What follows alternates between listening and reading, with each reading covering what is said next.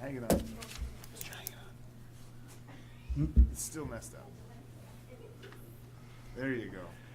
Okay, it's 9 o'clock. We're going to call this meeting to order. Will the clerk please call the roll?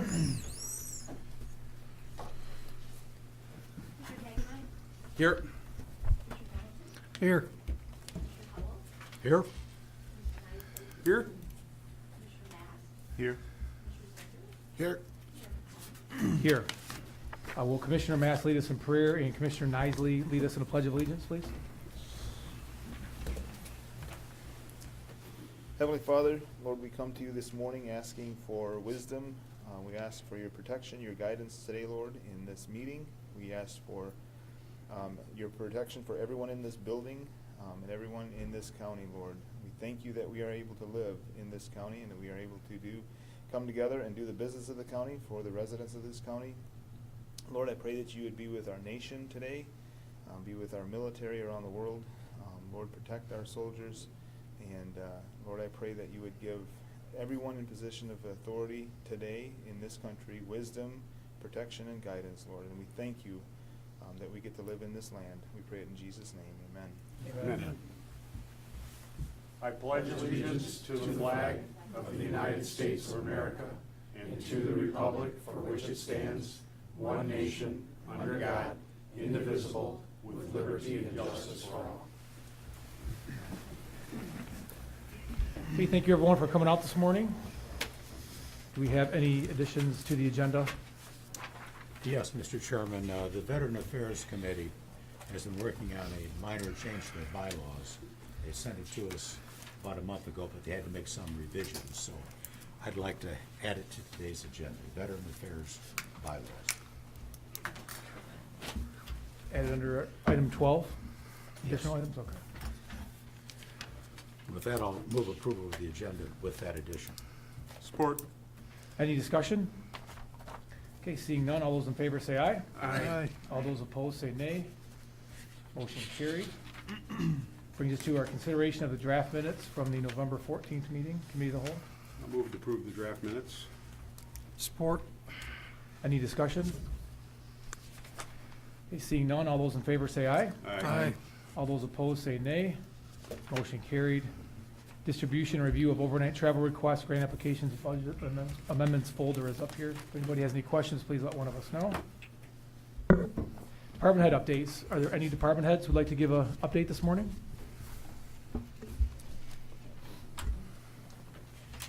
Morning, Commissioners. Morning. I just want to bring to your attention that the front of the court office will be closed next week, December 19th, from 11:30 until 1:30. We have signage up in the buildings on our offices, but for our Christmas party, just want to bring it to your attention and to the public. Thank you very much. Thank you.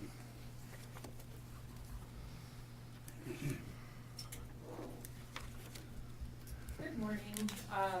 Carly Krager, District 10 Director for MSU Extension. I just wanted to give an update on the status of the search for the additional 4-H program coordinator. That's been quite a process and drawn out. So we had interviews in early October. We had a couple of acceptable candidates. It was a better pool than we've seen the past year. So our top candidate, when we extended an offer, had disclosed that she had also applied to another 4-H program coordinator position in a neighboring county. So we kind of were waiting to see if she made it through to the end, which she did, and they offered her the position and she took that position. So we then extended the offer to our other acceptable candidate, and there's kind of the same situation. She said she wanted to apply for another 4-H program coordinator position in her home county, which is a neighboring county as well. So we just decided to take a little break. We don't see a lot of people applying for positions during the holidays, so we do plan to repost that January 7th or 8th or somewhere after the New Year's. So just wanted to give an update on that. Well, Carly, I truly appreciate you saving the county some money. Doing what I can. Any other questions? Good luck in your search. Thank you. Thanks, Thank you. Carly.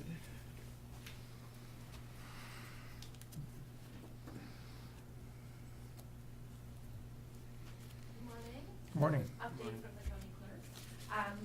We have transacted the recount that was petitioned for in the Woodland Township clerk race. It was a write-in candidate race, and the recount was held this past Monday. And we had inspectors from other jurisdictions, so they were unbiased, to the Woodland Township results. And this was conducted under the guidance of the Board of Canvass. And the original results from the election, there was a 15-vote difference. And at the end of the recount in the canvass and the inspectors, it was reduced to 13 votes because the canvassers examined the ballots and allowed even more write-in names. But the end result is that the election result does not change. Amy Nolan remains the clerk, the elected clerk in Woodland Township. So it's always an interesting process, and it went very well. And we held that Monday in the jury assembly room. And then just secondly, since the friend of the court mentioned, the county clerk's office will be closing an hour early this Friday to celebrate our staff for Christmas. And we have made arrangements with the court administrator, Ms. Simcoe, to cover our second floor because under the laws, we have to be available for any persons wanting a PPO or any emergency relief for any of our judges. So we will have someone there in case there is a need that I'm not aware of right now. Just let you know that. Okay. Great, thank you. Any other department heads like to give an update? Okay, brings us to our first public time. Anybody from the public like to speak during the first public time?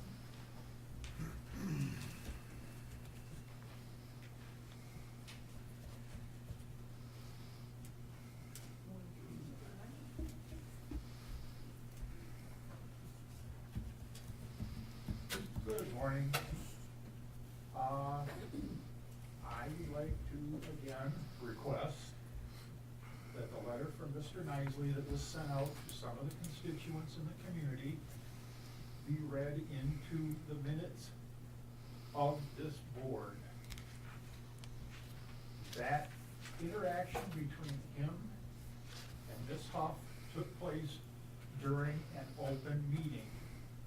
He made the threat to have people served with notice to cease and desist talking about him during an open meeting. I understand corporate counsel did not write the letter, but that took place during an open meeting.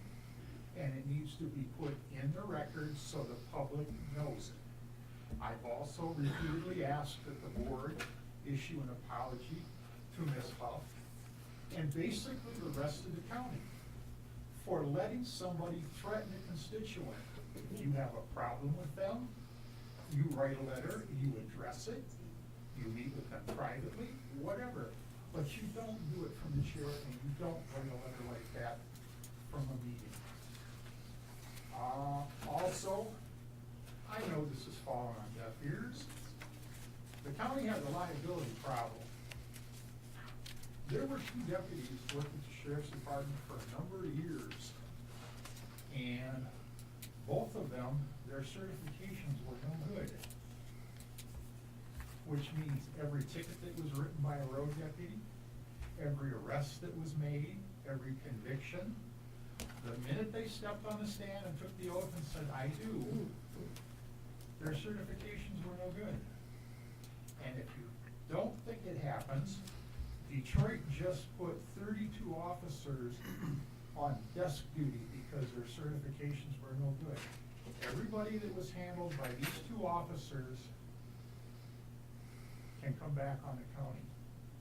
And I know I think there's 1 commissioner that gets it, and I know administration gets it.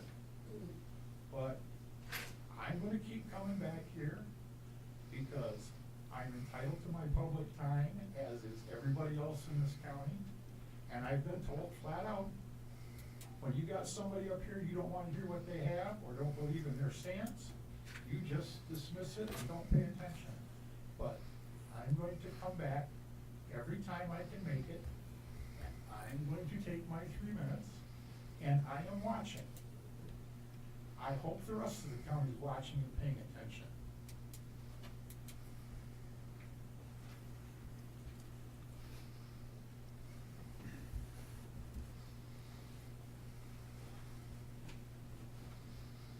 Mark Lynn Marathon, Township. I just see later on in the agenda on draft resolution, and I'm of the mind that in our state legislatures, there's no Madisons or Jeffersons that I see. I was in Lansing last week. Got a sorry crop. I say be careful what you wish for. I don't approve this resolution. Thank you.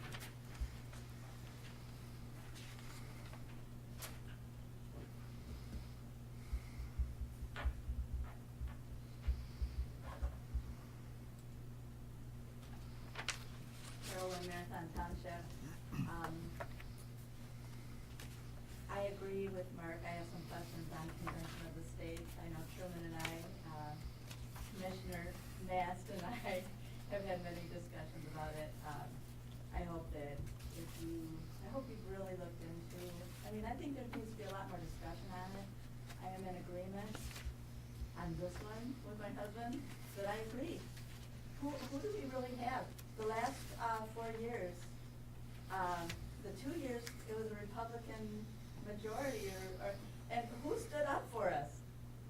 We stood on the Capitol steps tens and tens of times, Mark and I, and stood before and for the freedoms of our citizens of this state. We rallied. We asked the legislature to stand up. Oh, well, we don't have the votes, whatever. And the leadership is not there. And so I guess that's where, with the Convention of States, you need strong leadership. Mark said, we went to Lansing last week, sat up in the gallery with the 9th Congressional District executive team, and watched what went on below. And it was like middle school. They didn't sit in their seats. They showed each other pictures on their phones. They ate cookies. They drank whatever they were, coffee, whatever, and they mulled around while we sat up there for 3 hours and waited. Thank God they didn't pass some of the things. They didn't have the votes or whatever. We've been making calls and sending emails for 2 weeks on some of this garbage, unconstitutional garbage.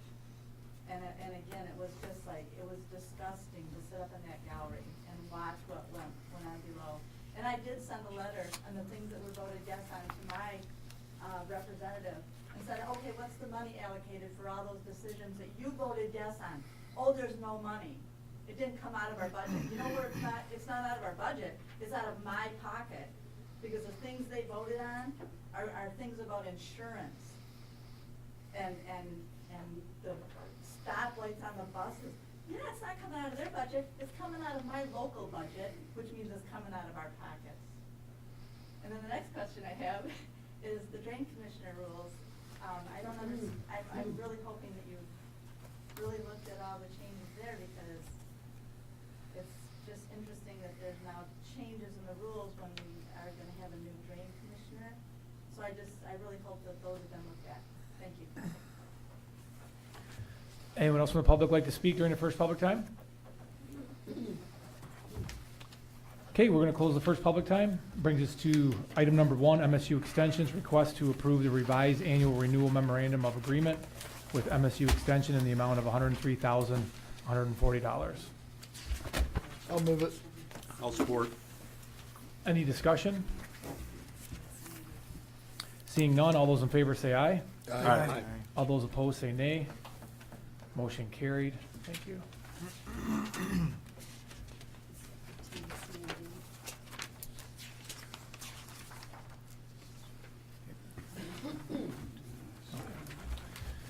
That brings us to a Sheriff's Department. We have item A, request authorization to pay Mott Community College in the amount of $11,850 for police academy training.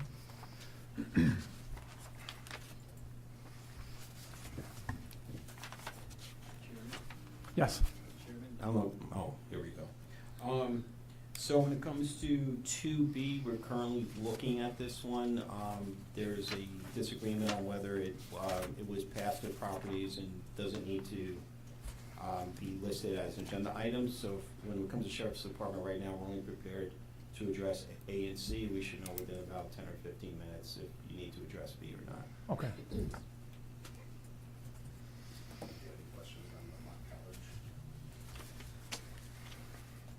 Any questions?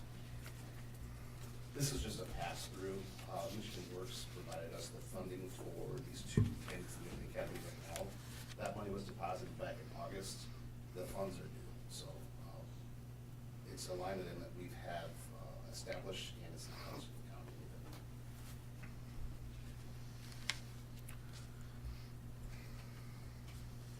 county. Is Mott College typically where the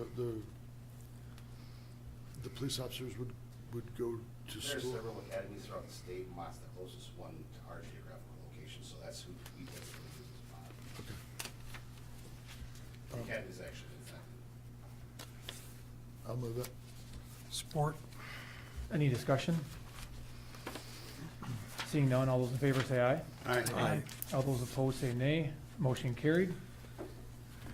We're gonna go to item C, request authorization to pay Lexpol in the amount of $3,752 for State of Michigan required educational training. This is new this year. The state of Michigan implemented a continued professional education requirement for all sworn law enforcement officers. So for this fiscal year, we had to provide our officers with 12 hours of training. This Lexipol is a web-based training program that allows our deputies to train while they're at work. In their patrol car, if they're on the side of the road running radar, they can do some of the training there. It's a cost-effective way for us to get that training mandated by the state in a reasonable amount of time for our deputies. And the state also provided us the funding for this as well, so this doesn't cost the county as well. I'll move approval of the Lexpol bill for $3,752.50. Support. Any discussion? Seeing none, all those in favor say aye. Aye. All those opposed say nay. Motion carried. Do you want to just come back to item B? Yeah. I'll Only have let the you know information? when we have the information. Okay. Thank you. Thank you. Thanks. Okay, up next is Central Dispatch E911. We have a request to approve the agreement to purchase Virtual Academy Solution in the amount of $2,794 for online staff training. Chairman, Good gentlemen, morning. good morning. This is going to be a training platform that we want to get that is going to be online so we can do it in-house. Because as stated in the request here, we do send our dispatchers out to a lot of training outside the department, which costs, money for travel and hotels and time away. And then I got overtime to fill in their seats when they're not here. So this seems like a worthwhile program to us, and we can do it in-house. We don't have all those external costs for sending them outside the department. This past year, we did use training from another company that was previously approved. They gave it to us free, if you will, when we purchased our upgraded Equiture software and hardware earlier this year. We went through that, we made use of it. It was $4,000 if I wanted to renew it. We chose not to. There was some value in that program, but not as much as we were hoping. And we weren't willing to spend $4,000 to continue that. So we found a different one, almost half the price, and we think that's gonna be a better fit for us. This is a 1 year? This is a 1 year, and it shall renew unless we decide to cancel it. Right. So it gives you a year to play with it and see if it's really worthwhile. Yes, sir. I'll move make a it. motion to proceed with the purchase of the Virtual Academy solution for $2,794 to be paid out of account, village account. Support? Any discussion? Seeing none, all those in favor say aye. Aye. All those opposed say nay. Motion carried. We have a request to approve the purchase of a new communications training officer program from Public Safety Changemakers in the amount of $11,000. So what we're looking to do here is our training program with the police departments. I have FTO, we have CTO, communications training officers. We've been with one company for many, many years.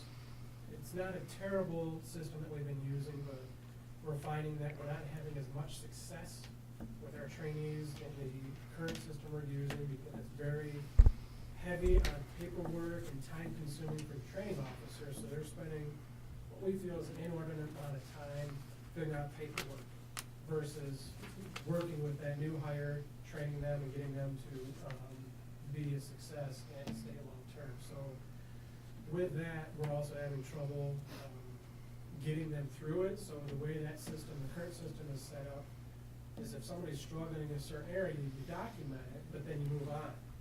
And so we're finding that some candidates are missing their foundational skills that they need to be able to progress and move along. What this system will do, we're hoping, is to identify those foundational problems early and address them.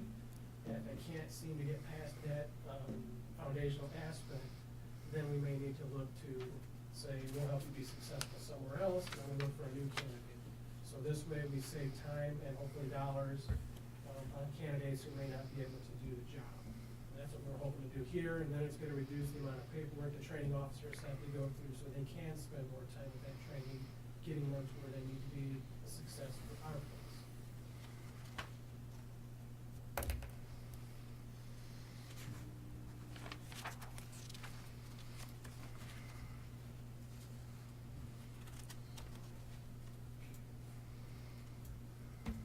I will make the motion to approve the CTO program for $7,000 and communication training officer certification class for $4,000 for a total of $11,000 to be paid out of the millage account.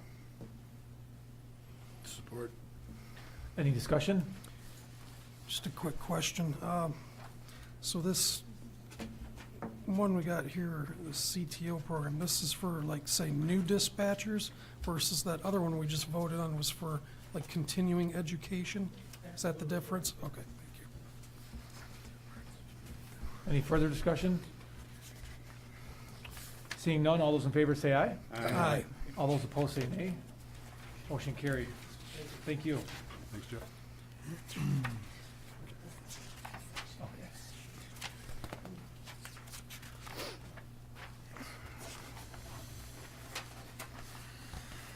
Okay, brings us to item 4. Friend of the court's request to approve the MGT Master Services Agreement for a 3-year term in the total amount of $45,000. Commissioners, Emo Joseph, Superior County Friend of the Court. As you may recall, back in last summer, Friend of the Court took on establishment work from the Prosecuting Attorney's Office. At that time, both the Friend of the Court and the Prosecuting Attorney's Office had contracts with MGT for these services resulting from this sort of work. Because the Friend of the Court's now taken over the prosecutor's caseload for establishment work, MGT has requested renewal of a new contract. It is $45,000 for 3 years, but if you look at the contract that was previously approved in February of this year, the 3-year agreement for the Friend of the Court was $33,500. The 3-year agreement for the Prosecuting Attorney's Office was $23,600 for a grand total of $57,100. So in fact, this renewal, even though the Friend of the Court's taking on more, is actually a little bit less for the county. And I would entertain any questions.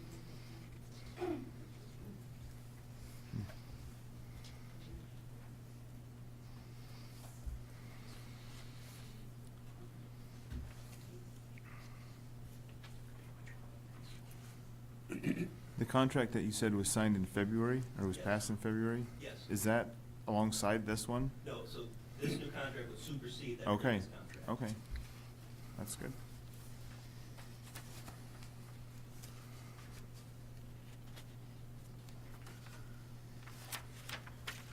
We have a motion? I'll make a motion. Support. Any discussion? Okay, seeing none, all those in favor say aye. Aye. All those opposed say nay. Motion carried. Thank you very much. Thank you.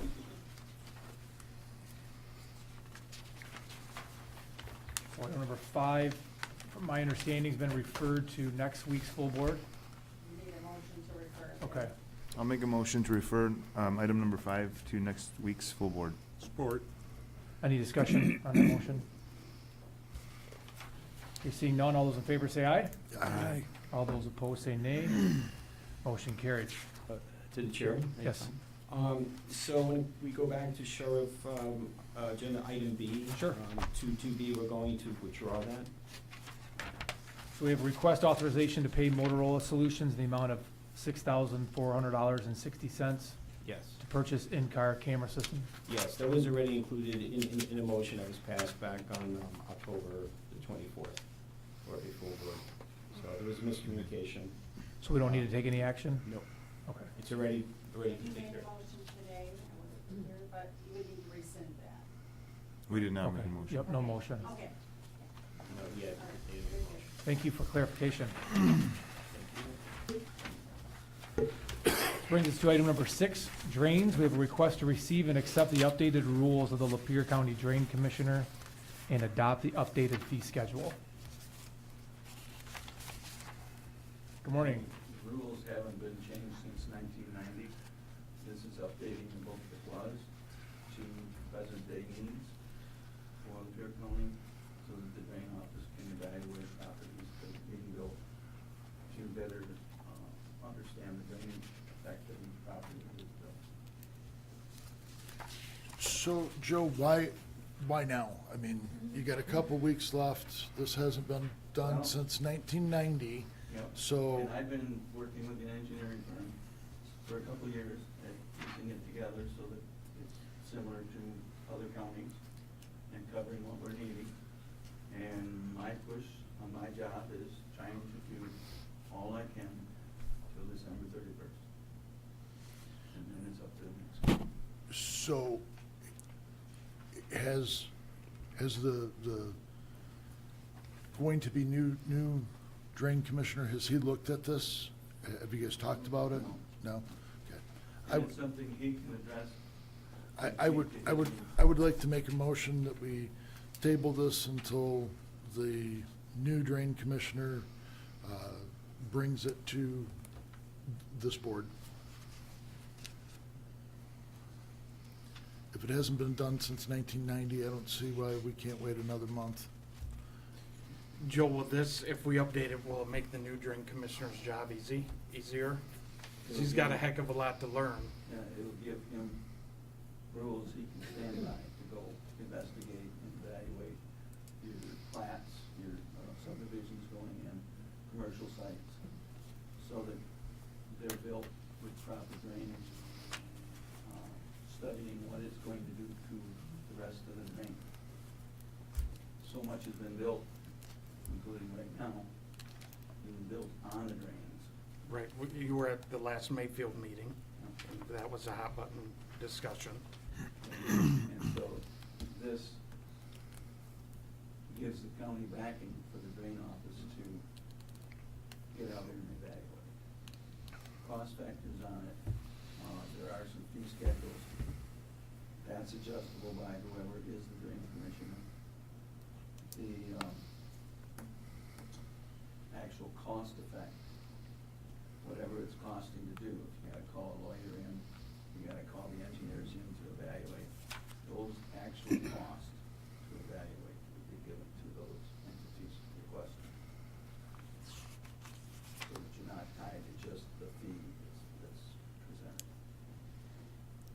If it was less than that, the drain commissioner could give back the balance.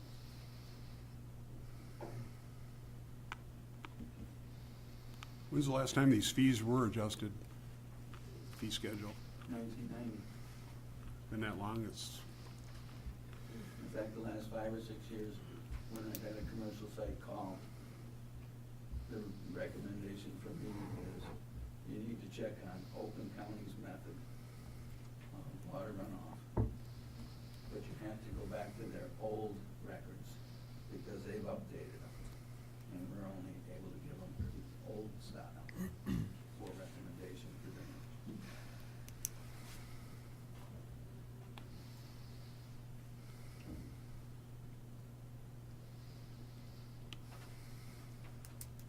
So it says updated fee schedule. So currently, what is the hourly rate for inspection fees? Because the proposed is 120? Is it? What I've done with inspection of anything is what it's costing the engineering firm. Okay. They bill us, we bill the entity. like construction plan review, $600, what was it? What is it currently? I know it breaks it down into per parcel and commercial sites and all that, but Again, is it, we've been taking on very few items, but when we do, it's only the cost of what the engineer was. And most of the time for the MJ engineering, you're $500 or less. Hey, Joe, can you talk closer to the microphone, please? Thanks. Sorry.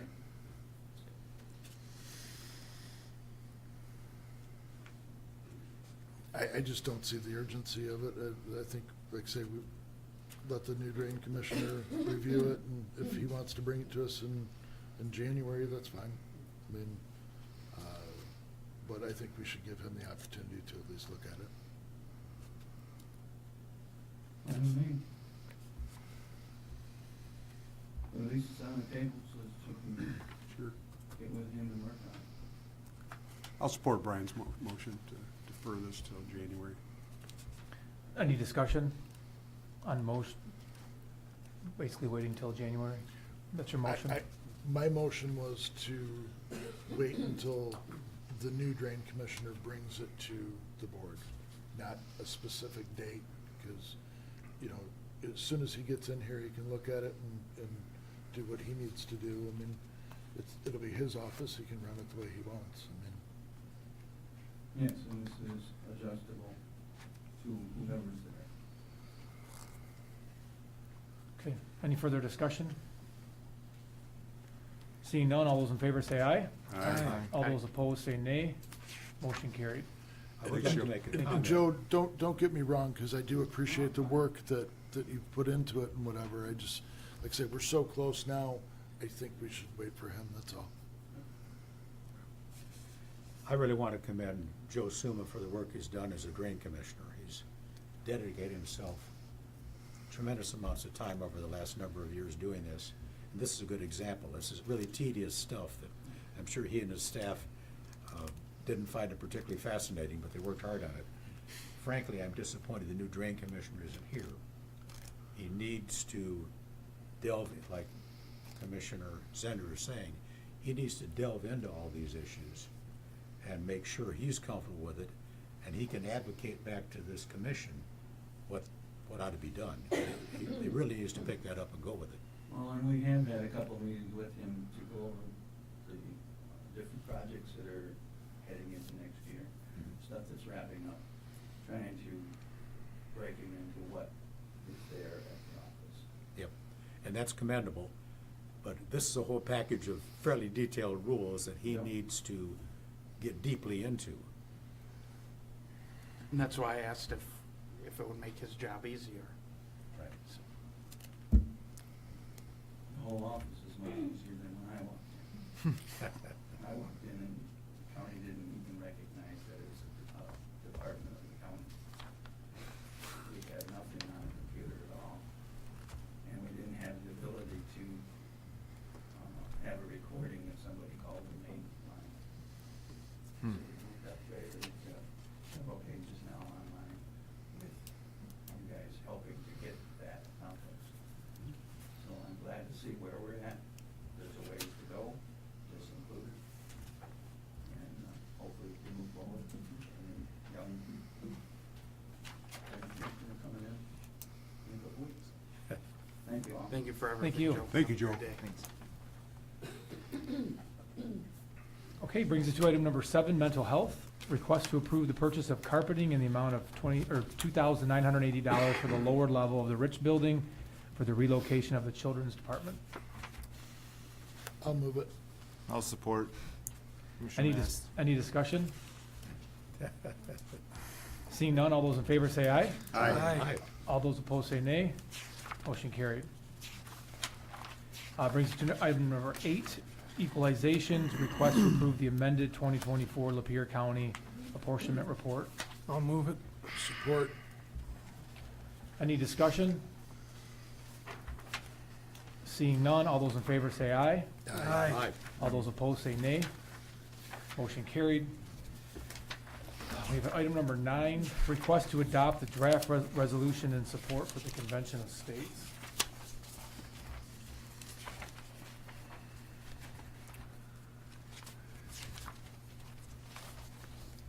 I would like to move it. I'll support to get discussion started. We have motion and support. Do we have any discussion? Yes, I would like to comment a little bit on this resolution. Back in 2020, when I first woke up, I got involved with Convention of States. And I believe in Convention of States. For those of you out there that don't know much about Convention of States, it is a tool that our founding fathers gave us in our federal constitution that has never been used in the history of our country. And it's been laying there dormant for all this time. It's in Article 5 of the U.S. Constitution, and it gives the states the ability to call for a convention that would propose amendments to the federal constitution in however the states want to do that. There's two ways to go about to propose an amendments. We have 27 of them. They've all been done through the federal government, through the legislature. They've never been done, never have they come from the states. But George Mason, one of the founding fathers on one of the last days of the convention, said that we have a really good constitution that should stand the test of time. He said we have a way that the people can amend their constitution, but only one way.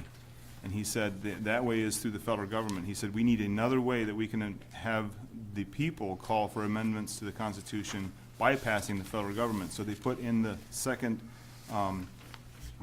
way in the Article 5 of doing that, and that is through a state's convention. It's where the people call for it, not the federal government.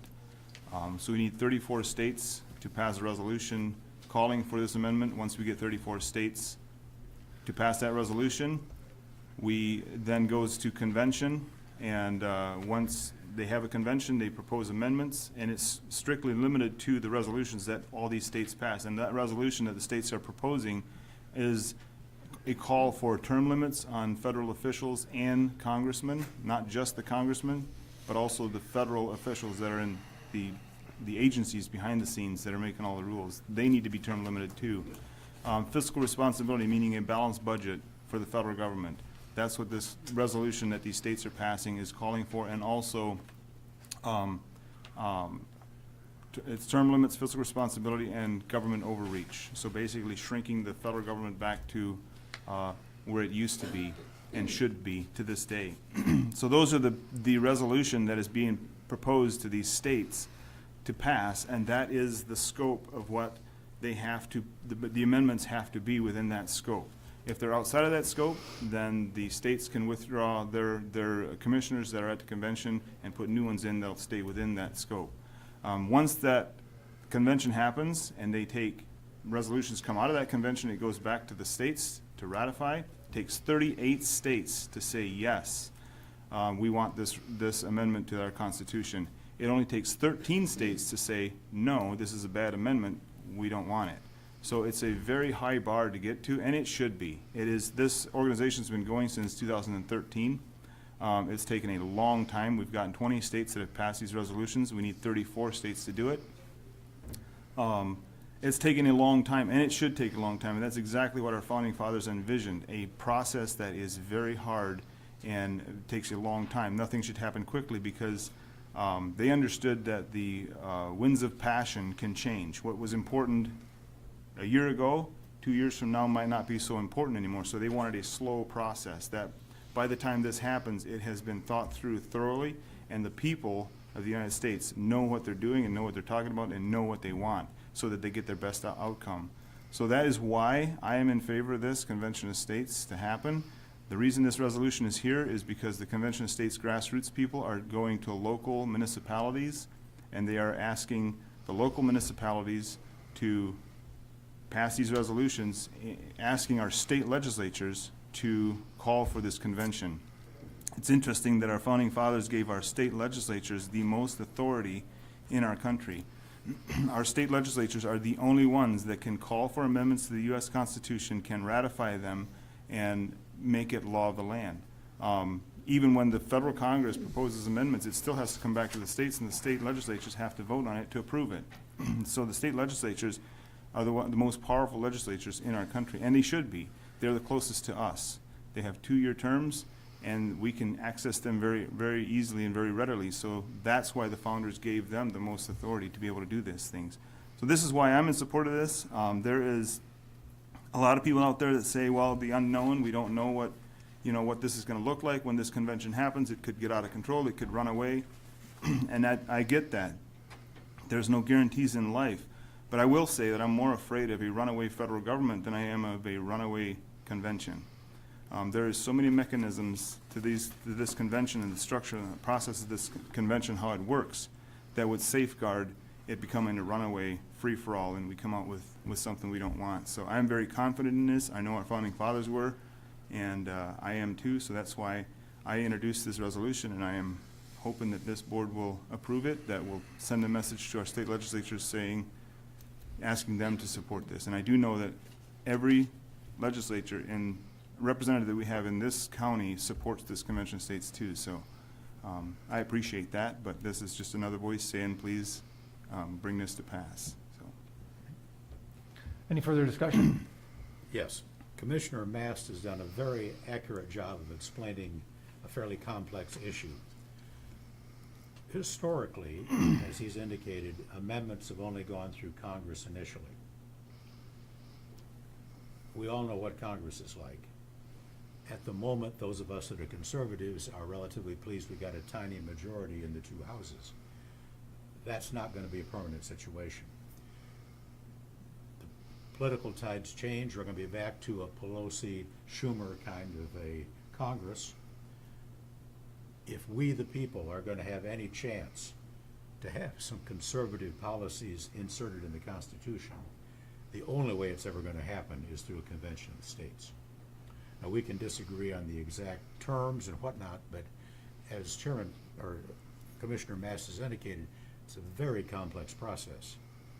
You've got to get this all passed, then the convention members have to assemble, they've got to debate this, they've got to come up with a product, and then it's still got to go back through 3/4 of all the legislatures in the country.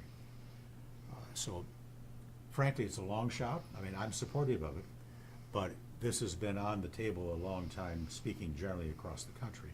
When I was in the legislature, I was a supporter of Convention of the States because I saw it as our only avenue to try to get something in the Constitution to protect us from the federal government overreach. These people are there essentially for a lifetime in many cases. The bureaucracy is embedded to a woeful degree in the federal government. This is our one chance, I think, to impact it.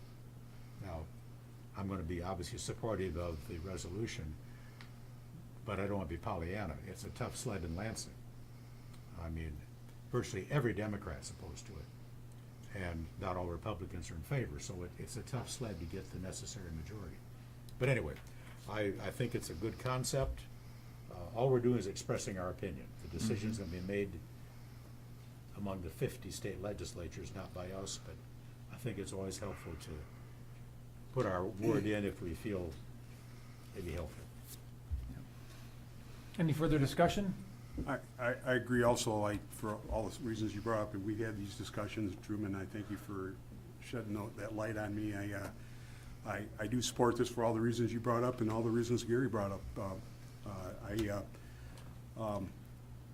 do have a question, though. It says elected representatives as a constituency within our county here. Greg Alexander is one of them. He's not on here. Is there a reason for that? No, there's no reason for that. I did notice that too, and actually Senator Kevin Daly wasn't on there at first either, and I had that added to it. So it was just an oversight. But yeah, it should go to him too. Agreed. So, one more thing I want to just say is, add to this is, our founding fathers were afraid of a centralized, tyrannical type government. And that's why when the states came together and formed the federal government, it was a very small government. It was very limited, both in its power and its jurisdiction. So they were very skeptical of a tyrannical government, and that's why they put this mechanism in. And this is basically and it's a nonpartisan issue. There is support from both Democrats and Republicans on this Convention of States. And the reason being is it's basically bringing power back to the states, away from the federal government, so that we, the people, have more of a voice in it. Right now, we have a federal government in every part of our life. I mean, they get to determine how much water goes through our toilets in our houses, and what type of light bulbs we're supposed to have in our houses. I mean, they are in every part of our lives, and our founders never envisioned that. They envisioned a local autonomy where local communities decide how they want to live, because we're such a diverse country.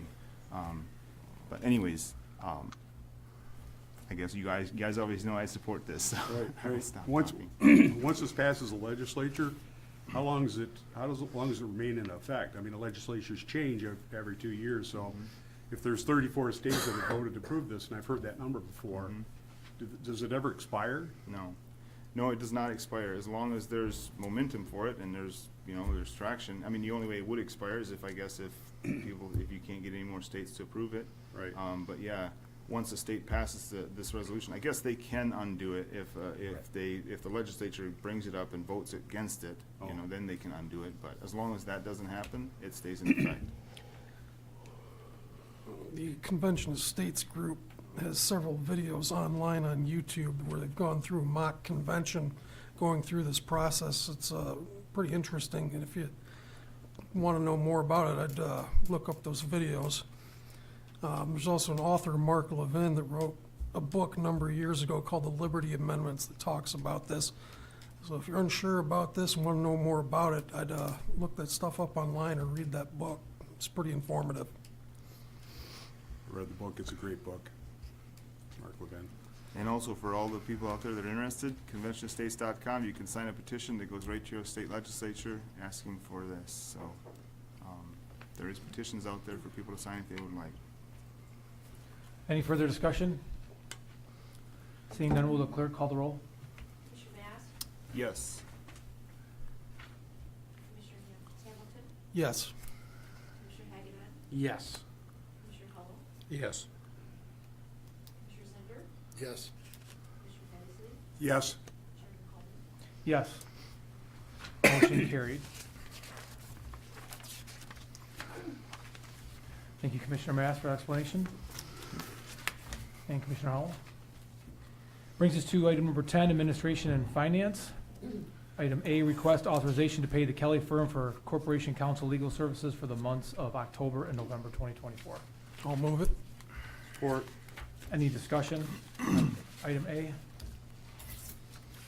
Seeing none, all those in favor say aye. Aye. All those opposed say nay.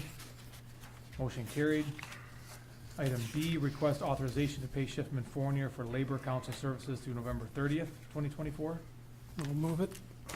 Support. Any discussion? Seeing none, all those in favor say aye. Aye. Aye. All those opposed say nay. Motion carried. Item C, draft proposed ARPA motions from 12/12/24 meeting with authority to act. All right, I'll start out with 10C from the December 12th, which is this morning's COW meeting, our ARPA meeting here that we had. Authorized to allow funds to be drawn from the middle mile fund account 472. ARPA allocation to be used towards any contracted ARPA project costs above the previously approved projects, and further to authorize the chairman to sign said agreement related to contract amendments if necessary. So, under the advice of our auditors, we had a concern if we were over budgeted for our ARPA funds of 17 million, if it would create red flags that would trigger an audit down the road. They advised us to have the Board of Commissioners put together a motion that sets aside a fund where these additional dollars, if they were to happen, would be drawn from. We hope it doesn't happen, but just to have that in place. They said if an audit comes and they see that a motion is in place, it shows the intention of the county was to have a backup plan if the projects ran over their contracted amounts. So that's the reason. Okay, so with all these ARPA motions that are on this list today and the dollar amounts and stuff, is that part of the number that we got earlier this week? Is that figured into with all these? Yes, with some few tweaks, and also we don't have the check run happening tomorrow that's going to apply to that. So I would say there's going to be a few tweaks, but nothing that's substantial. So the way it is right now, we're $1 million over budget on this. And you're asking for us to do this for this account that has $3 million in it. Okay, that's a little scary. Well, we're not expecting to use, first of all, I hope we don't use the account at all, and definitely not anywhere close to the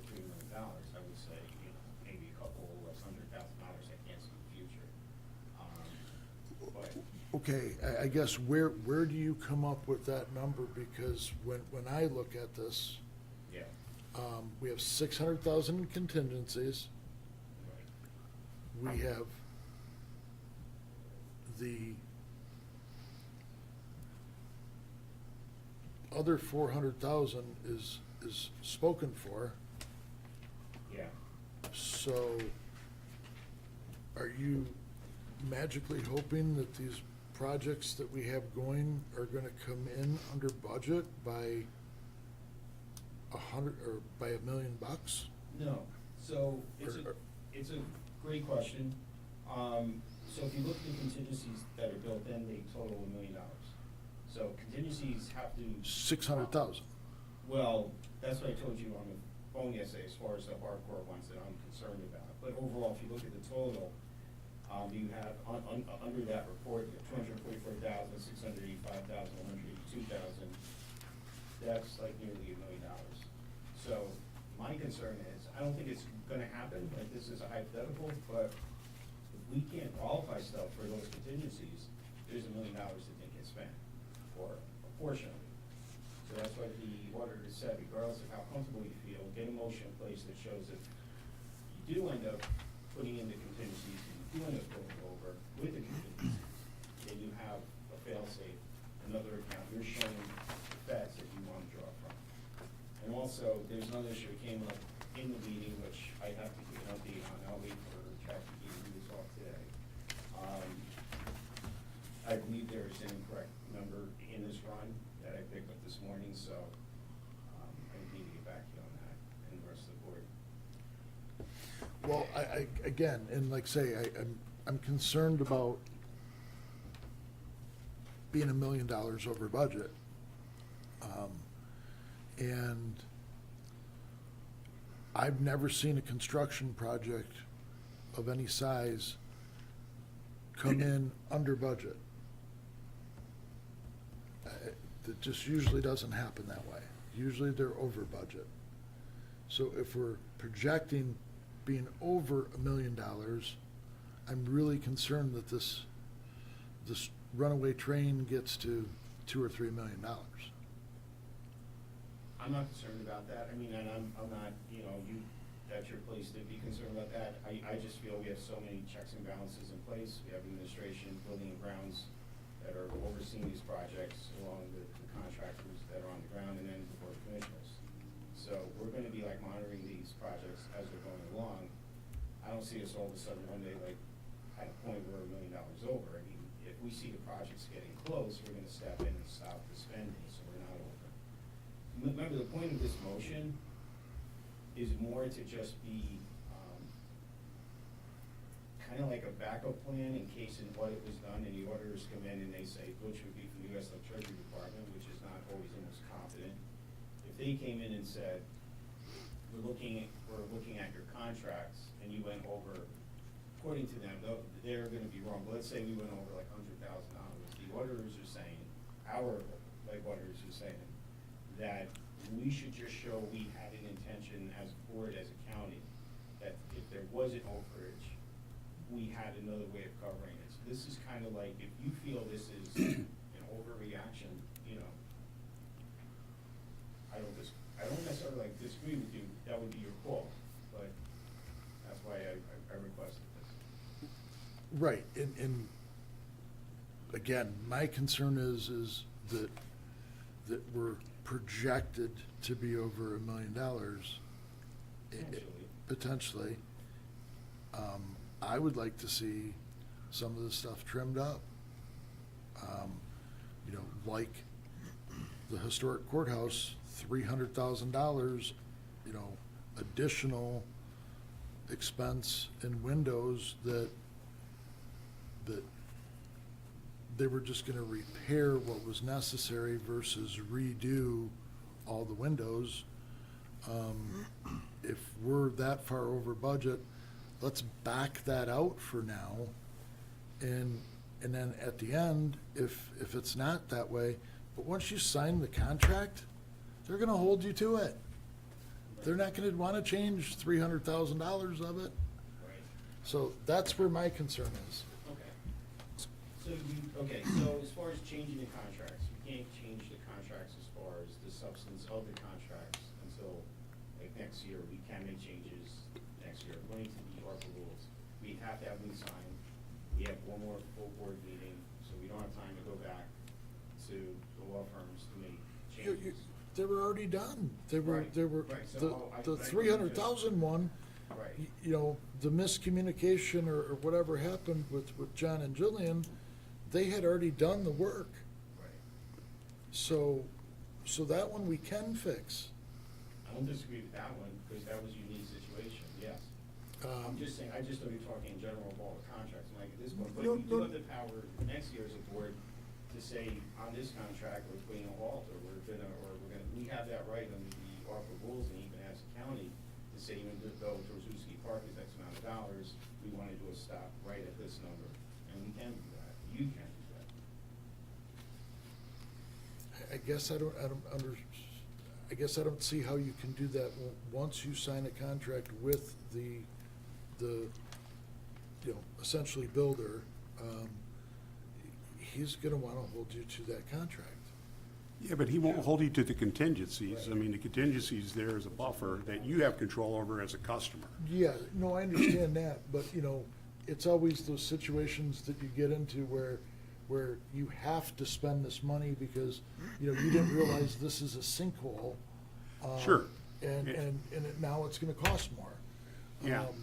You know, And, you they have guaranteed contracts. That's what we have the AAA 101s that we do with these contractors for these building projects, and it gives us a guaranteed maximum on what we're gonna spend, and the contingencies to fill those gaps that may or may not come up. You know, and our whole objective overall here is to make sure at the end of the day that we have allocated all our ARPA funds to projects that we have. We don't lose a dime, and we have to send any money back to the federal government. Right. You know, that's the main objective here. So, but the contingencies, I think, are kind of make up for the work order changes and things that may happen or may not happen. And hopefully, we don't have to dip into the construction fund, and that $1 million is kind of set there as kind of another bucket just in case that something were to happen. So you're saying the contracts are, I mean, basically we're over $1 million by $1 million, but we have $1 million already factored in contingencies in various, so we're not really over budgeted by $1 million. Right. If we stay within budget, we will have an extra $1 million available in contingencies. Right. So we have $1 million worth of buffer zone there, so to speak, correct? That's exactly Just right. spread out in different Right. contracts. Right, and so, So- yeah, I'm sorry. No, it's fine. So this extra $1 million coming out of this middle mile fund is just another buffer zone. That's all it is. Whether we ever go there or not, it's just there in case we need to. I'm sorry. So we're, okay, I'm confused. The email that we got with the numbers showed 600,000 in contingencies. No, it shows about $1 million. I don't know what email you're referring to. The one that was sent out 2 or 3 days ago Yeah. um, So- showed 600,000 in contingencies and basically 400,000 over budget. That's where the $1 million was coming up. So the one that you got, if you look at the bottom, the $1 million, there's, if you total those numbers, it totals almost $2 million, and that is total contingencies. There's a belief that $400,000 of the Tuzuski amount will probably be spent out, but we don't know that for a fact, so maybe that's where the $400,000 number came, and I think you and I had that on a phone conversation. Really, if you look at it clearly, it's $1 million in contingencies. Strictly contingencies. Yes, And that's with all this taken out. yes. Those contingencies are included, and that's with all of it taken out, yes. Okay. And with those contingencies, we're approximately $1 million over. So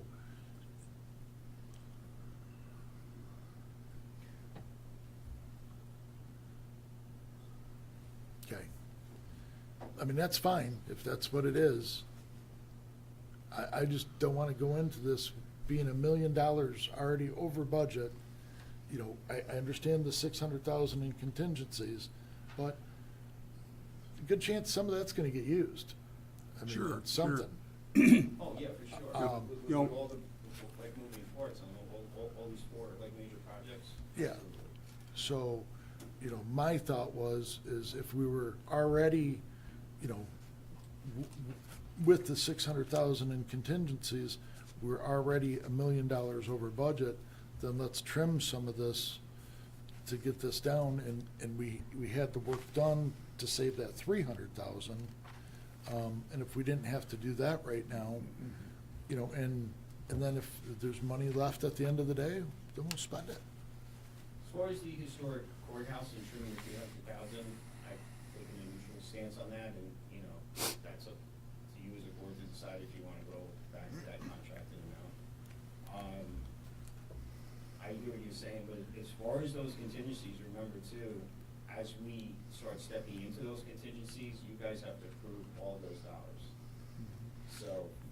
I you're gonna understand. have control, and you're gonna make sure it doesn't get worse. I understand, but there's some of that stuff you just don't have control over. I mean, if it has to be done, it has to be done. It's like doing a roof. You peel the shingles off and all of a sudden you got rotted boards. What are you gonna do?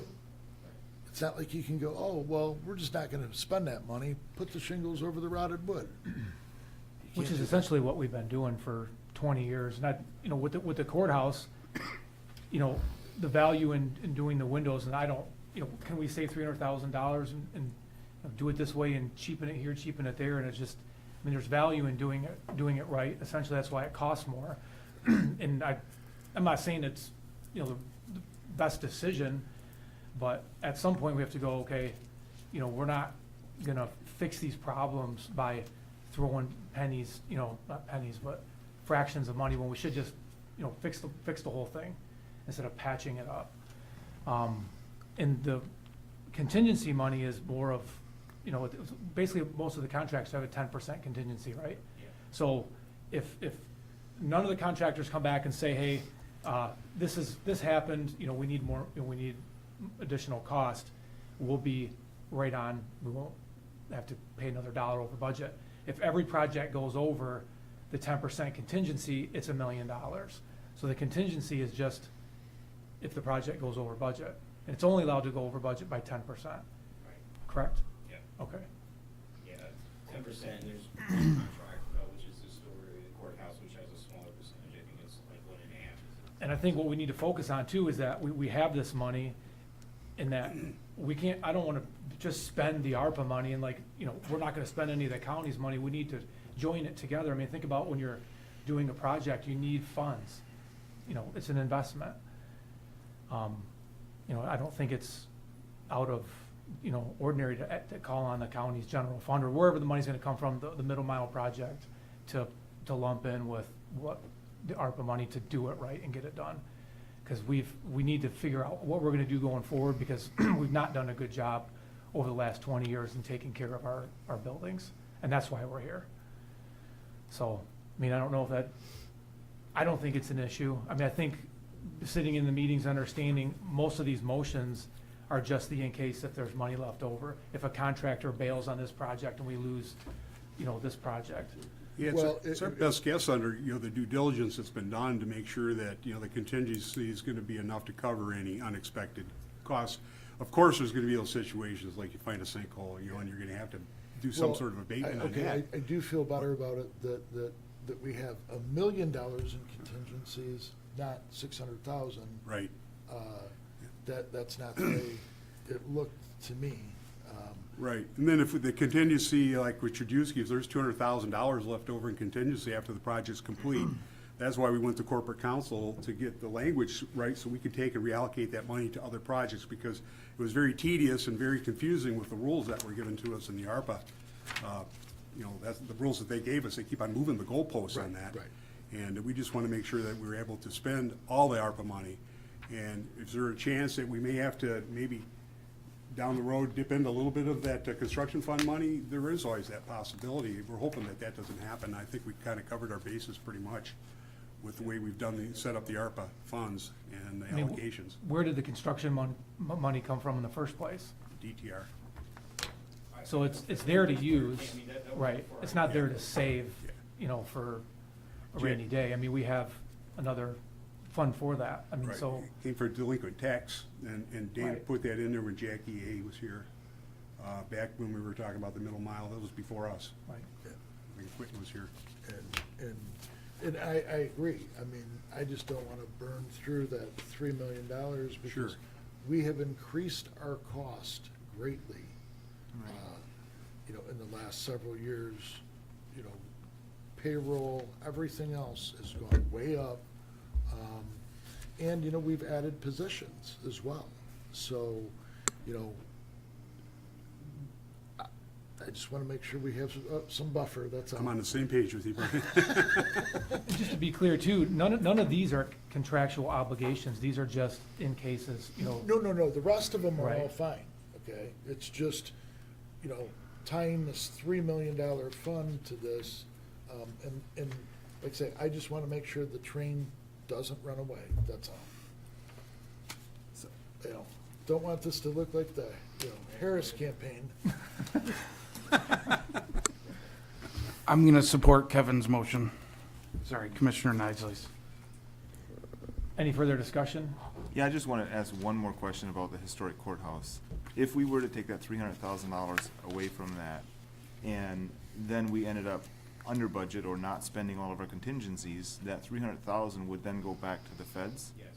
And then not into our courthouse? Correct. It would be a huge mistake. Sure. And what are we getting for the $300,000? It's not just we're spending it to spend it, there's value in it. Sure. Amen. Hopefully for the next 50, 60, 70 years. Oh, yeah, I mean, you guys, essentially will be the board that did a huge job on the historic courthouse and probably will sustain it for a number of decades. Yeah. The $300,000 that Brian, the Commissioner Zender had mentioned, is actually specific to the windows, as you know, from the ARPA this morning. So they have to be kept in that historic Yes, value. right. With the bevel glass or whatever it is, the weave glass, and it's really expensive. That was my first question. Why can't we just take the glass off and have somebody put new wood on it? You know, to take the asbestos out of this. More you know, efficient. And the lead out of the windows is where the cost is, you know, is to take those windows out and do all this work. Apparently, they've got they can go in there and do them as they're installed right now. And it's a little cheaper, Yeah, and taking them off. but it's still expensive. Right, well, and from what I understood, it was, they would just repair what was necessary and not redo all the windows, you know, you know, and that's where the $300,000 savings was. Right. So, and my thought was if we were going that much over, you know, let's back that out, because we could always, I mean, we can always spend our money, okay? You know, I agree, we want to spend all the art money, but we just want to be careful that we're not, like say, Yes. getting, Yeah, we want to get the most value out of the ARPA money too, and have it benefit the community as much as possible instead Absolutely. of directing it, focusing it on one entity, you know, to make sure that everybody has an opportunity to, you know, enjoy Chajewski Park. You know, the rooftop units are going to be with us for 25, 30 years and right, save us money and utilities, they're more efficient, and animal control. And Historic all- courthouse, I all- mean, we're married to that thing, it is a significant historic value, and we need to take care of it. And I just hate to see if we had the money for ARPA to take care of the windows, and we just maybe fix them for now, which is fine too, but in 10 years or 8 years, they all have to be replaced, and we have to spend $300,000 out of capital. Probably more like 500,000 by then. By then, yeah. Mr. Chairman, if I Yes. could make a comment. I think part of our frustration here is the federal regulations. It's been a shifting situation. Only this year did they finally tell us, by the way, you can't just commit the money, you've got to actually have it under contract. And I think that's some of the discussion here today is we're being forced to get things under contract in order to protect our taxpayers and make sure they get the full value from this money. So it's not ideal, but we are in that world. The other thing we want to remember is, at least in my opinion, every project we're doing is a necessary project. It's nice that ARPA's going to pay the bulk of it, but it's projects we have to do anyway. I mean, this ARPA money, we're not spending a red cent to expand government. We're spending everything to preserve the assets of Lapeer County. Good point. Okay, any more discussion? Okay, seeing none, all those in favor say aye. Aye. All those opposed say nay. Motion number 1 carried. Motion number 2 to, ready to move on here. Motion number 2 to accept engagement letter between Lapeer County and Manor C, because I can't pronounce the last name of that company, to provide consulting services to the county for the new accounting software, budget book, and financial services at a cost not to exceed $55,000. And further authorize the chairman to sign acceptance letter to be paid out of Fund 281. Okay, so we are going with BSNA's new accounting software for the county. One of the biggest issues from my experience in my career, and I'm seeing even more so in government, is that when it comes to software, businesses don't utilize software to the full extent, and you don't get your dollars worth. And basically what happens is someone gets trained on the first day, the first week, to a certain level on how to use it, and that's where you stay for the next like 5-10 years.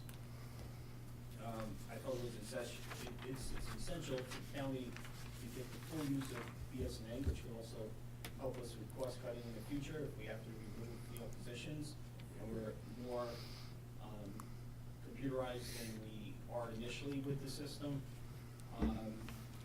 That we have our auditing firm come in as our consultant, because they know these systems better than everyone, except for the software company themselves, to basically train the county and evaluate the county to make sure we're optimizing the software to the full extent.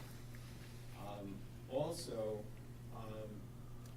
again, going back to the ARPA rules and regulations, I'm not sure if we're gonna come close to 55K. I was originally approved for 74K.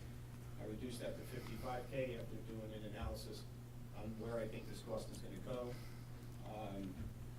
But what I did do in the agreement is, or the contract, is I also threw in the budget book, which is something we do annually, gets posted to the website. And also our like auditing costs. So in the event that this, let's say this consulting only cost us like $32,000, then that balance could go to those other projects, and we don't lose the ARPA dollars.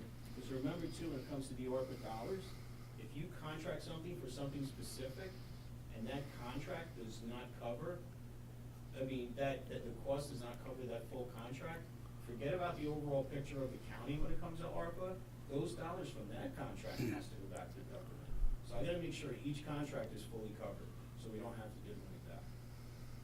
So this is really just for consulting and the budget book, and the auditing service is just there in case we don't spend it out. I have a question. So let's say we're $1 million over on the ARPA projects, and let's say that we budgeted $7 million for Torzuski, and it comes in at 5.5. If we didn't spend that $1.5 million, that has to go back to the federal government? It does, except for the motions that are coming up that we have in the ARPA. Exactly, which is why we're doing, The yeah. amendments, yeah. Yeah, it's tricky. Okay. But it's not impossible. So even if we were $1 million over budget, if one of our project comes in $1.5 million under budget, we're still $8.5 million over, we're giving $1.5 million back to the federal government. Right. Because that one particular project. Right. Okay. So the way it works in ARPA, as long as there's an option, we can move money from one qualifying ARPA funded contract to another. I see. Okay. That's good. Yeah. Tom, don't you worry. We will spend every dime at Torzuski Park that's allocated. I'll Right, support- Jillian? I'll support Commissioner Nicely's motion. Any discussion? Okay, seeing none, all those in favor say aye. Aye. All those opposed say nay. Motion number 2 carried. Okay, motion number 3 is to approve animal control contract addendum between County of Lapeer and DCC Construction for additional work on the animal control building renovation project, and specify in the addendum should previous approved allocated funds be available, and further to authorize the chairman to sign the agreement to contract of said contract addendum. So same thing, and it's exactly what you brought up, that we can, if we have money left over on another project, Trudewski or whatever it might be, we can move that over to, this is one of the authorized projects that we go to, so we can move that money around, but we had to make those changes in the contracts. And that's what administration's been working on here the past few weeks. I'll support it. Any discussion? Seeing none, all those in favor say aye. Aye. All those opposed say nay. Motion number 3 carried. Motion number 4 to approve amendment between Lapeer County and Frank Reroll and Sons for additional scope of work projects specified in said amendment related to Drzuski Park renovation project, should any previously approved allocated funds be available, and further authorize the chairman to sign said contract amendment. Same thing. Support. Any discussion? Seeing none, all those in favor say aye. Aye. All those opposed say nay. Motion number 4 carried. And last but not least, motion number 5, to approve the contract amendment between the County of Lapeer and Goyette Mechanical Company Incorporated for additional scope of work as specified in the amendment, should any previously approved allocated project funds be available, and further to authorize the chairman to sign said contract amendment. Same thing. Support. Who made the motion? I did. Okay. Any discussion? Seeing none, all those in favor say aye. Aye. All those opposed say nay. Motion number 5 carried. I didn't see the back here, so we have 2 more. Number 6, to approve 2 contract amendments between the County of Lapeer and Stewart Mechanical LLC for additional scope of work specified in the amendment, should any previously approved allocated project funds be available, and further to authorize the chairman to sign said contract amendments. Same thing. Support. Any discussion? Seeing none, all those in favor say aye. Aye. All those opposed say nay. Motion number 6 carried. Okay, and then last here is to accept the quote and authorize Building and Grounds Department to proceed with the purchase of the emergency equipment for 4 Durango vehicles for the Sheriff's Department from Arrowhead Upfitters Incorporated at a cost not to exceed $55,731.20 to be paid from ARPA Fund 281. Support. Any discussion? Seeing none, all those in favor say aye. Aye. All those opposed say nay. Motion number 7 carried. Thank you, Commissioner Nisley. We have D, we have the draft amendments for the IT committee. Yes. 3 items. Where's that? So D, we have draft IT committee motions from All right. December 2nd. Yeah, we're on item number 1 on the IT committee here. So it says, the first one is make motion to authorize the Drain Commission Office to purchase the bundle 1 of Solid Circle Drain Ledger Program software in the amount of $35,200. So, yeah, I can speak on behalf of drains. When it comes to software for drains, for drain commissioner, they're incredibly rare, and any companies that have invested in it have been pulling out. Solid Circle is one of those software companies that's aggressively involved in this field, in this like discipline, so they're asking for the authorization to purchase it for the drains commission. It's something that Joe would like to do before he leaves office. In this line item, what is that? What account is that? That it's being paid out of? I believe that's. Drain The drains office. budget? Okay. Drains budget on that one? I thought that the drain didn't have a budget. If Joe finds out he's sitting back there, he'll be. Is that, I believe that it was put in the budget for the drain office as part of our technology for doing the. And that came out of your account, the account that ends in 420? I'm sorry. It would be 200. our account in your county budget. Okay. Okay. I'll give you the exact title of the account.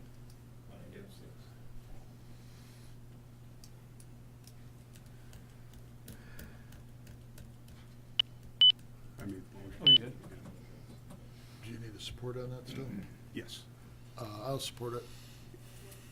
Any discussion? Seeing none, all those in favor say aye. Aye. All those opposed say nay. Motion number 1 carried. Motion number 2, to authorize the Drain Commissioner's Office to pay invoice number 157029 to BSNA Software in the amount of $2,484 for drain assessment program, to be paid out of, looks like the same account. Support. Any discussion?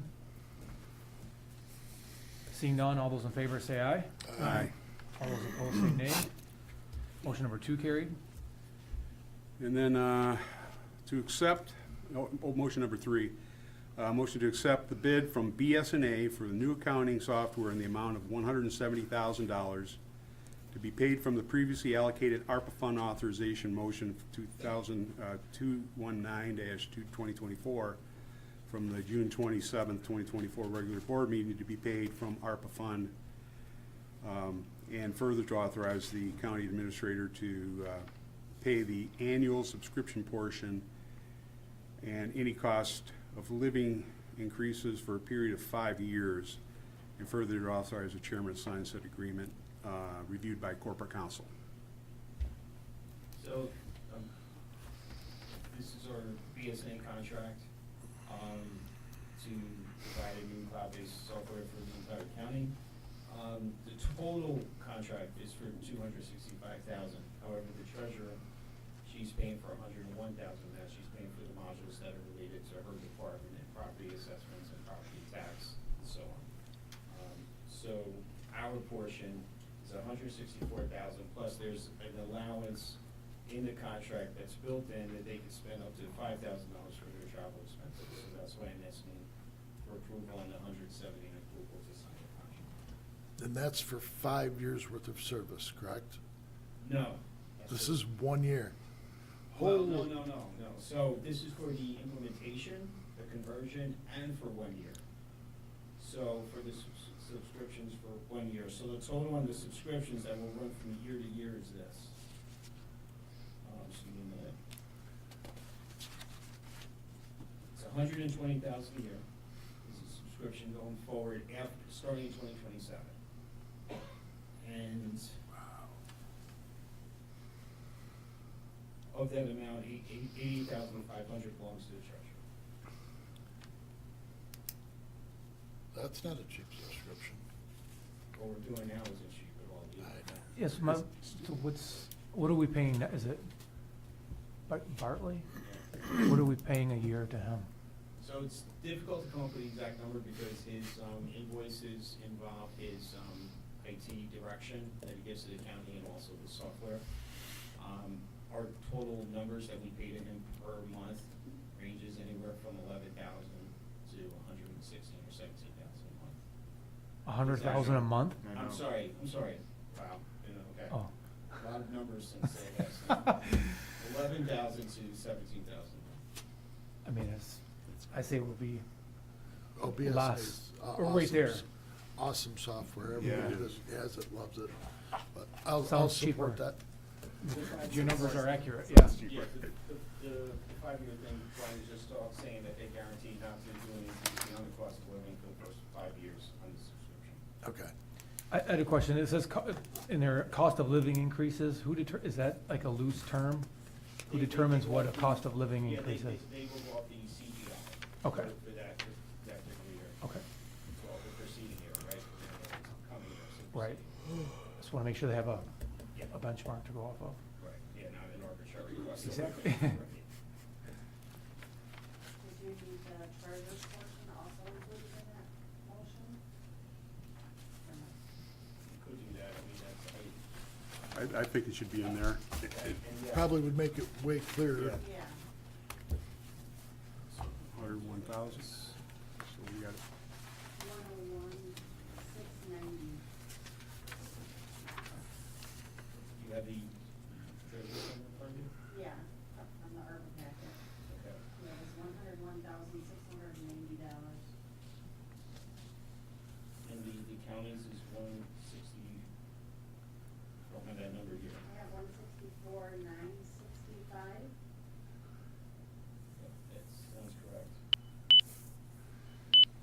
164,965? Yeah. And Kevin, do you want to include that in your Yeah, motion?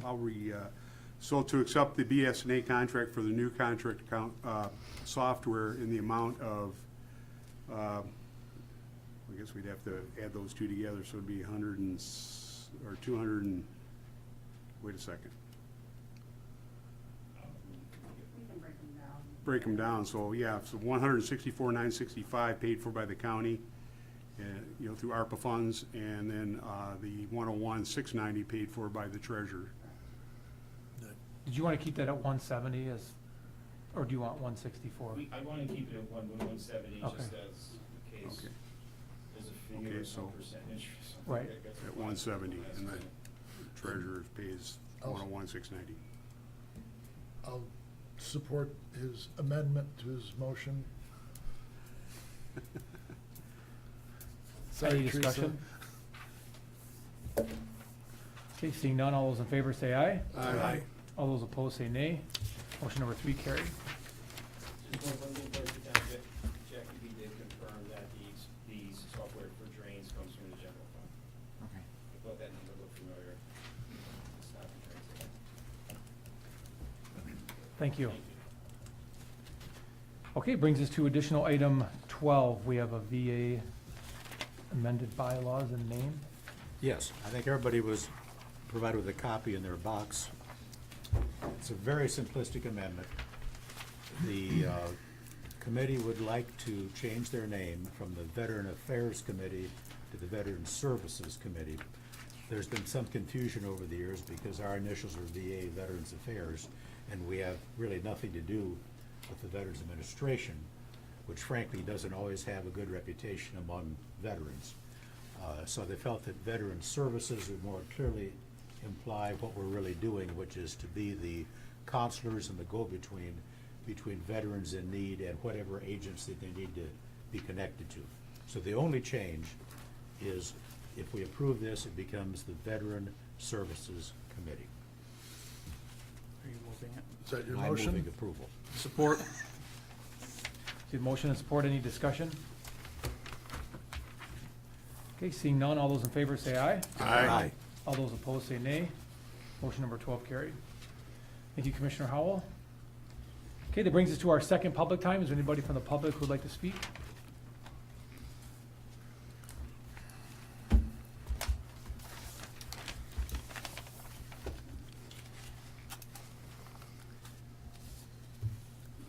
Carolyn, you're fantastic. We're gonna miss you. I thank you for the discussion. I'm gonna miss you. You know that. Thank you for the discussion and the questions that, were answered. We do appreciate when that happens, and especially all the discussion, because it really helps educate us further, and it answers some of the questions that we have that maybe we didn't even ask. So, we thank you for that, and somebody had made a comment or something about where that money comes from, and I was gonna come up here and empty my pockets and tell you exactly where it comes from, but then I remembered that I had little Jesus in my pocket, and everybody needs a little Jesus, especially this time of year. As I'm sitting back there, I've got a bunch of notifications from an organization that I belong to about what's going on in Lansing. And it sounds like the Democrats may ask for a special session tomorrow, and one of the things they might bring to the floor is the illegals and the driver's license, 4410. So they're thinking that could come up today too, but it may come up tomorrow. And when we were in Lansing, the Capitol was full of people that were there to try and get that passed. It was, the Capitol building was full. The other ones that they're gonna bring up today are HB 6144 through 46, and that all has to do with the destruction of the firearms. And I don't understand all that goes along with that. There's a lot to it. And I just do not, of course, I totally disagree. They're just bringing up so many different things right now, the Democrats are. And again, some Republicans are voting for some of this too, and I really don't get it.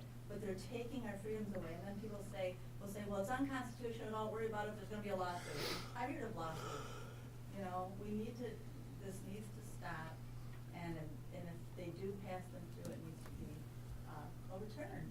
But it's just, they're taking more and more of our, just basic freedoms away, and Commissioner Mast, I know what you're fighting for, and I get it, I totally get it, and I'm hoping with things in the future, that there will be a lot of different changes, and yes, on this too. Thank you. Thank you.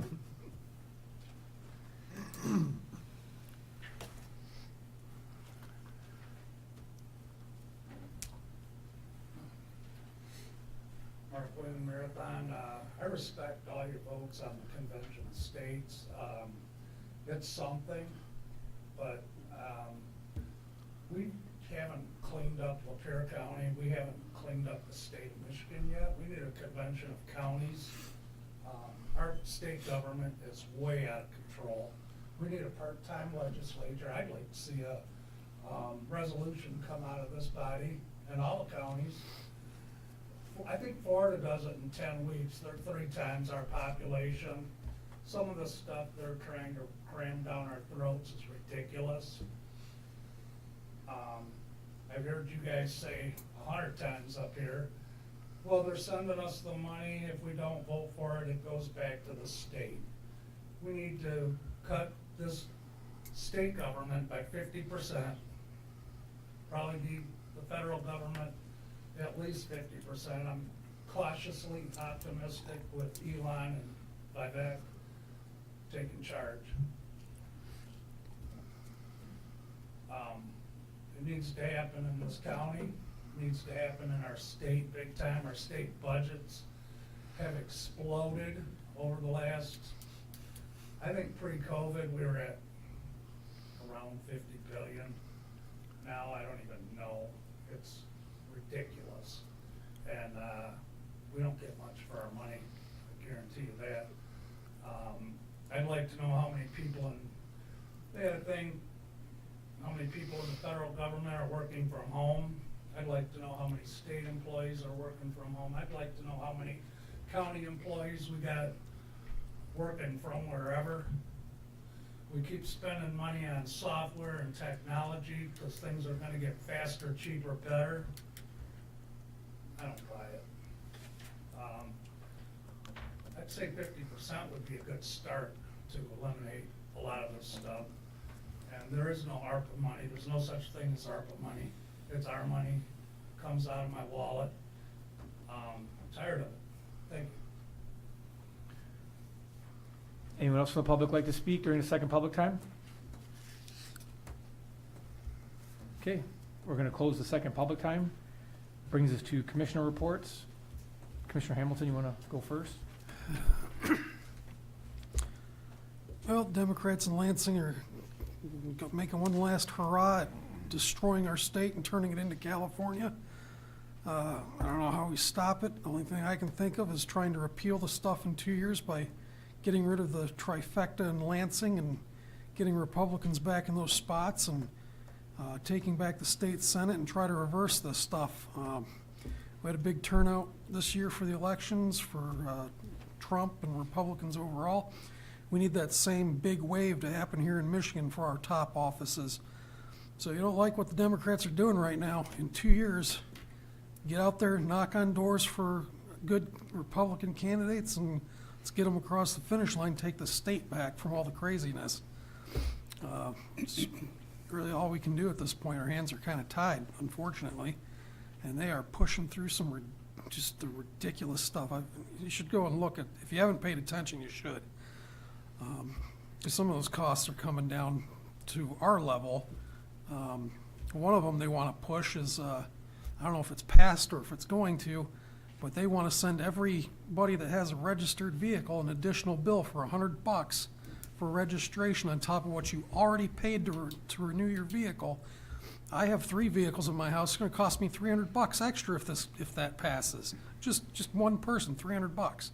That's coming down the pike. If you got a septic system at your house, they're going to add on all kinds of fees and ridiculous inspections and things for that. They're just digging every little bit into our pockets and into our lives that they can. The only way to stop it is to vote them out. So get out there and get involved. Thank you.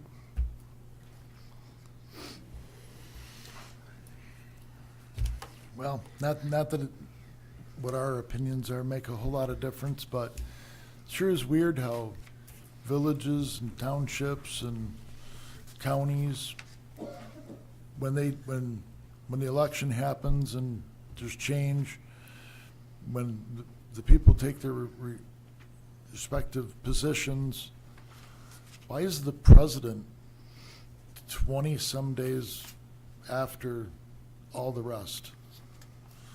Seems like when the election, once it's certified, that everybody should take their position and you wouldn't have all this lame duck stuff going on. But anyway, everybody, thanks for coming out. Yeah, I totally agree with that.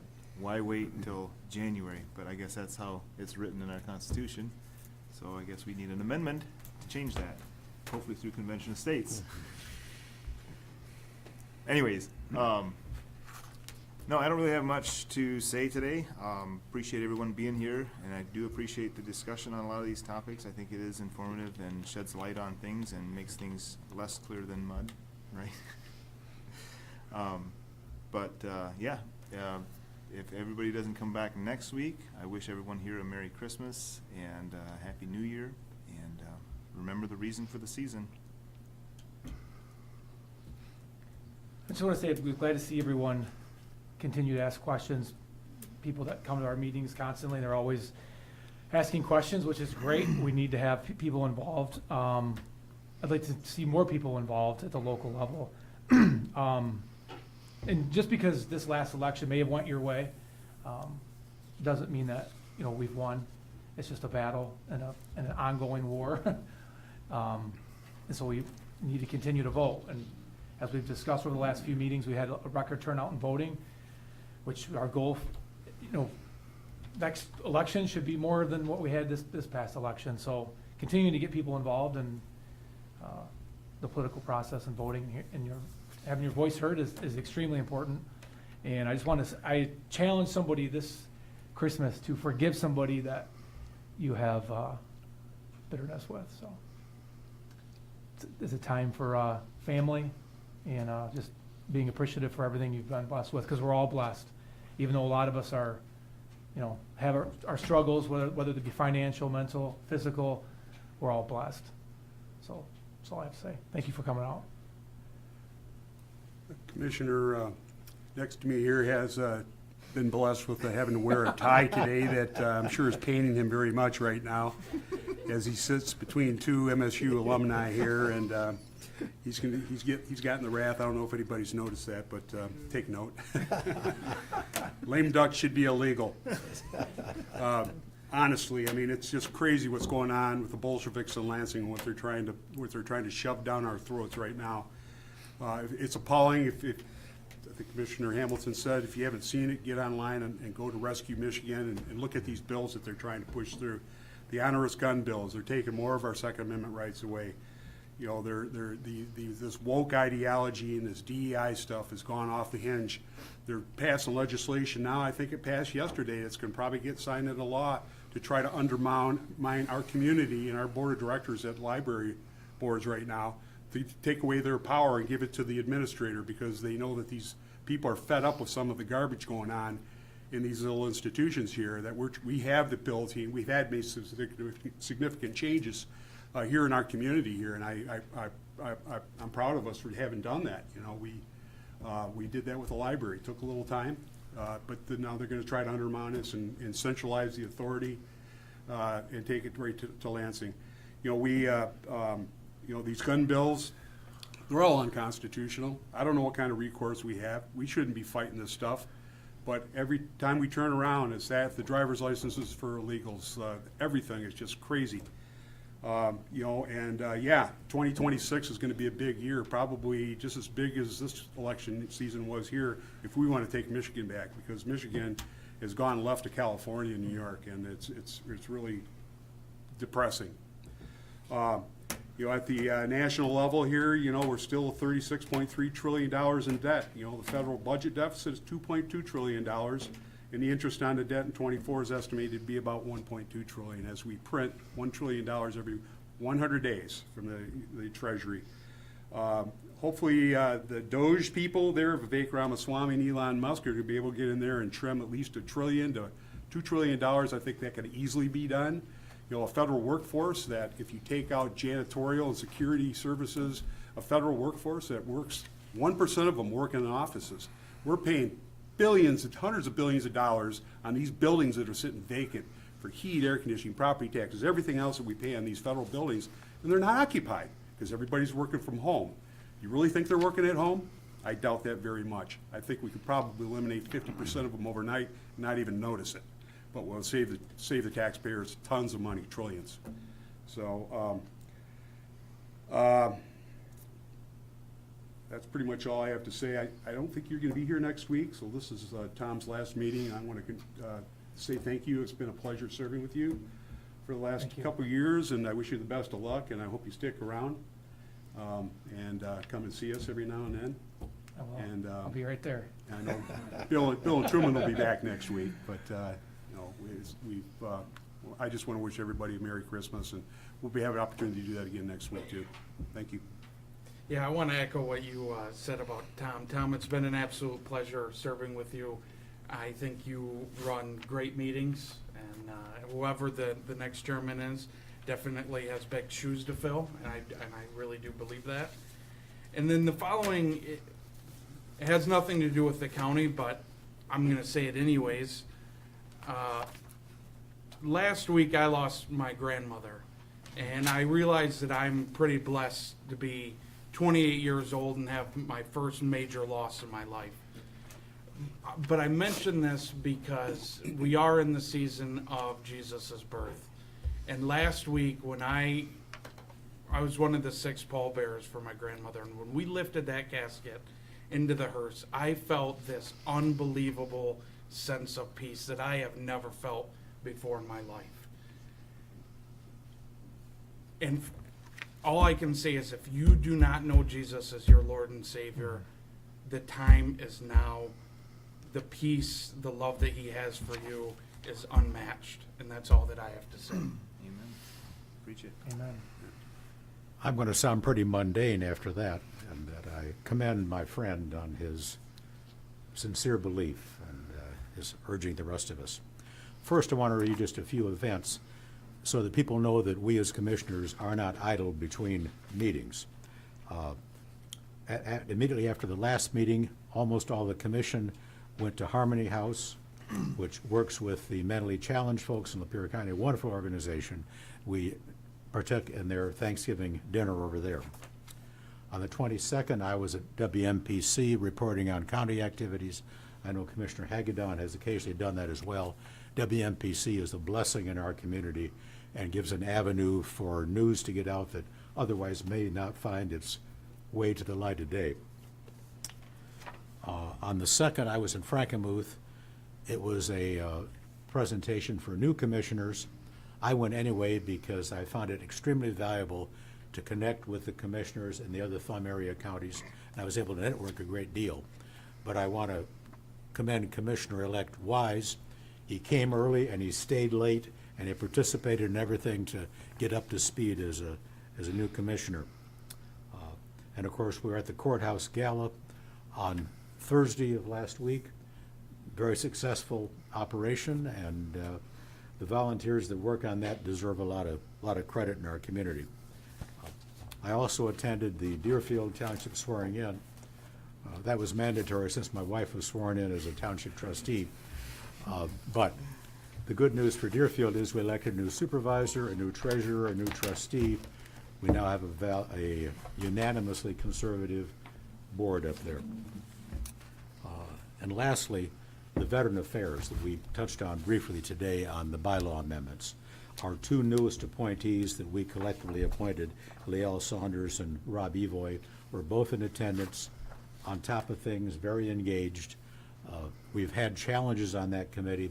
2 of our older members have health issues, attendance issues, so We'll probably be coming back for a couple more appointments in the next couple, 3 months, because we anticipate resignations to keep that board up to full strength. Lastly, I want to comment on Tom Coleman. You have done an excellent job as our chairman. I think many people were apprehensive when we all got elected. There was perception in the community that there were 4 commissioners one way and 3 in another, and you've proven that's not the case. You've led us to joint actions. You've done it in a very fair and even-handed manner. You've done a good job of conducting the meetings. Even when you and I have occasionally disagreed, it's always been respectful. We have a good discussion, we move on. I just really want to thank you for your leadership of this commission. And I do want to point out a couple of things that got done in this brief 2-year time. We eliminated the lifetime pensions for commissioners. We hired an outstanding administrator, controller. We have hired very competent legal counsel to guide us through incredibly complex issues in the last couple of years. We have a new chief financial officer coming on board over time that looks to be able to do an outstanding job. My point is that all these things may sound kind of mundane if you're a citizen as opposed to being on the board, but all those things have set up the next commission for success. Because under Tom's leadership, we've identified key people that are going to be resources to this commission going forward. So anyway, thank you, Tom. We appreciate it. Thank you. Very kind. Okay, brings us to administrator and CFO updates. We don't have any updates. Okay. Motion to adjourn. Wait, don't we have? Closed session. Oh, closed session, yeah, I'm sorry. So properties is gonna run concurrent with personnel, and it's gonna be in Cafe Ray, right? That was the decision. So we have a motion to go into closed session. I'll make the motion to go into closed session. Support with, can we have like 3 minutes to stretch our legs? Yep. Thank you. All those in favor say aye. Aye. Aye. Those opposed? Oh, yeah, Yes. okay. Will the clerk call the roll? Yes. You've got the full motion, so it contains the reason, right? Yes, Okay. the verbiage is there. Oh, it says right there. So, Commissioner Mass, Yes. Commissioner Hamilton, Yes. Commissioner Howell, Yes. Commissioner Nicely, Yes. Commissioner Evans, Yes. Commissioner Zender, Yes. Chairman Coleman. Yes. Motion carried.